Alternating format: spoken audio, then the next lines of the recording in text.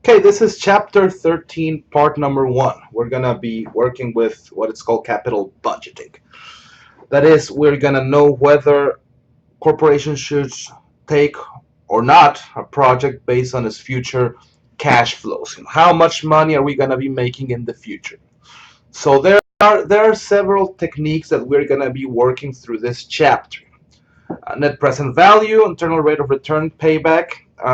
Those might not give you a lot of information right now, but as we move forward, you will see its usefulness. Um, Discounted payback, modified internal rate of return, profitability index. We will address all of them through this chapter. So, what what makes us as a corporation decide whether we want to invest our money in a specific project? Well, a lot of things, right? First of all, currency. How much money am I gonna be making? Well, I want to make a lot of money, right?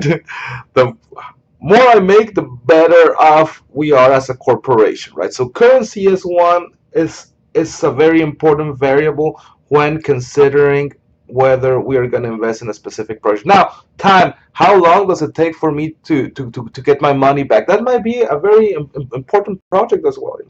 What if we are in a time schedule and we need to get our money back quick so that we can invest somewhere else?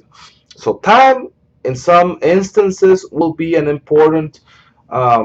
an important variable, an important determinant to see whether we should invest in a project. Finally, rate of return. How much am I going to be making percentage-wise, right? So the mechanics are very simple. We're going to be using these 6 techniques, and then we're going to be we're going to compare that to whatever we are deciding to do, right? So there might be projects that are mutually exclusive. You can take one or the other, but not both at the same time, right? So whenever that happens, well, you're going to decide whichever project is the most profitable, right? Now we're going to be working with payback. Payback is basically the time it takes for you to get your money back. Um,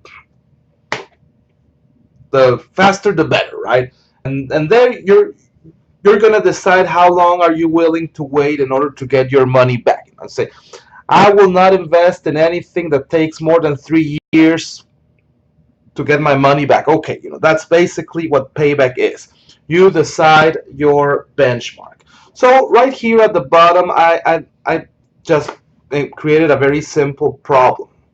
We have several years and we have different cash flows, and we want to determine our payback. So what we're going to be doing, I'm going to be going back here.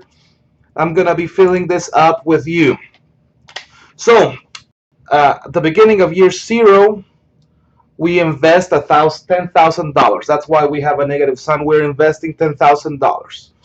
Then we have a cash flow of 4,000 for year 1, 4,000 at year 2, 4,000 at year 3, 3,000 at year 4, 500 at year 5.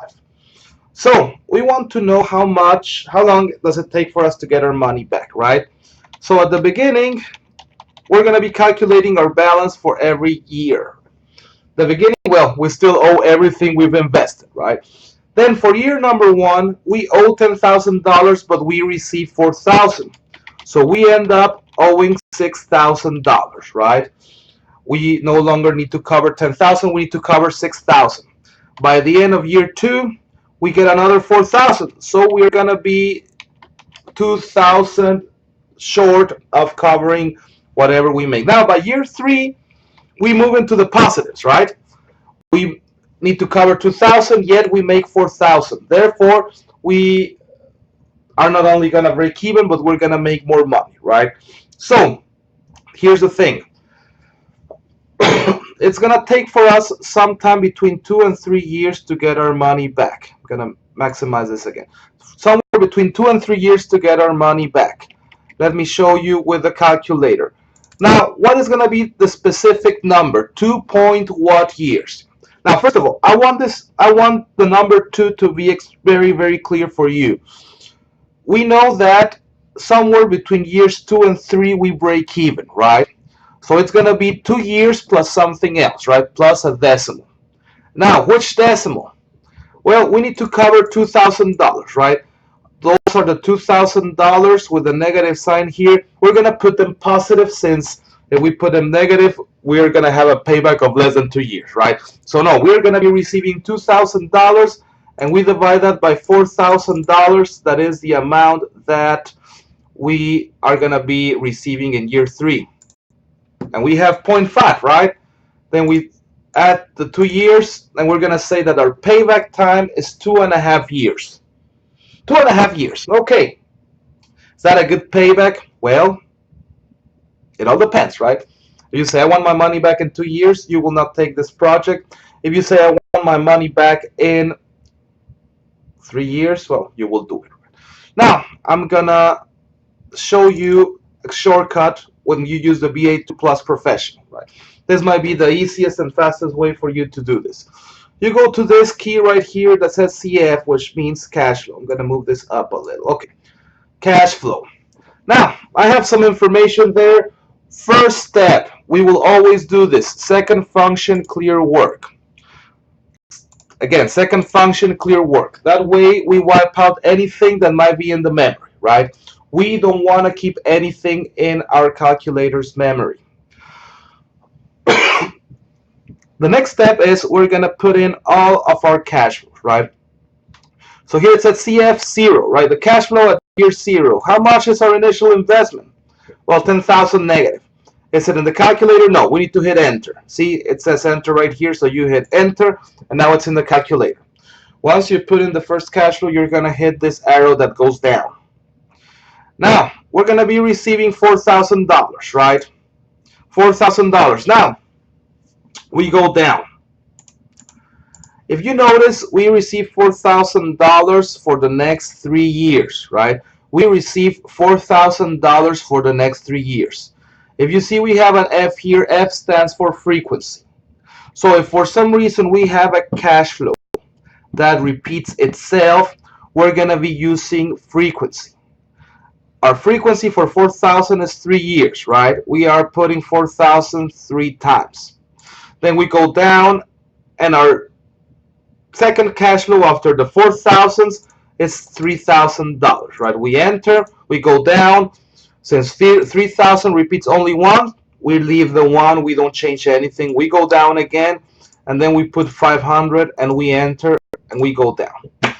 Once we put all of the information, we hit this button right here, NPV. We ignore all of that right now, and we go to PB, which stands for payback. We hit compute, and there you go, 2.5 years. So whichever method you want to do, you do 2.5 years. So we're going to go back to our lecture.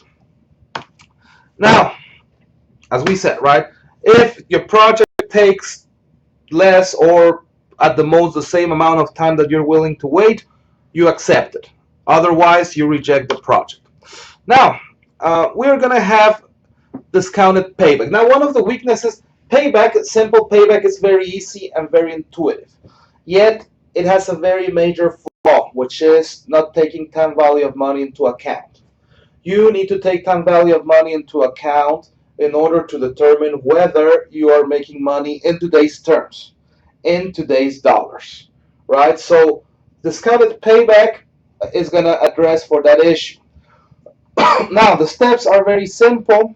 We calculate present value as we did in chapter 4 for every cash flow, and then we calculate the balance as we did in the previous method. Now, since we're using the calculator, I'm going to give you a shortcut. We go back to NPV, and I stands for interest rate. Now, as we see here, we have an interest rate of 5%, right? So we're just going to hit 5, and then we're going to enter. So we have an interest rate of 5%. We go down, PB, hit compute. PB stays the same since it's going to be the same regardless of interest rate. We go down, and now DPB, discounted payback, right? We hit compute, and there you go. Very, very simple. Instead of calculating present value of everything and then getting the balance, we can clearly see that it's going to take 2.74 years. It is going to take longer than with regular payback. Now, why is this the case? Because we are discounting the cash flows. When we calculate discounted cash flows, their value goes down. As their value goes down, our the time it's going to take for us to get our money back, it's going to go up. So this is basically the first two methods. Again, 2.74, is that good? Well, if I'm willing to wait 3 years, I'll go for it. If I'm willing to wait 2 years, I don't think that will be the case. So as we said before, yes, we cannot really compare the two of them. They are different, and discounted payback should always be greater than regular payback, right?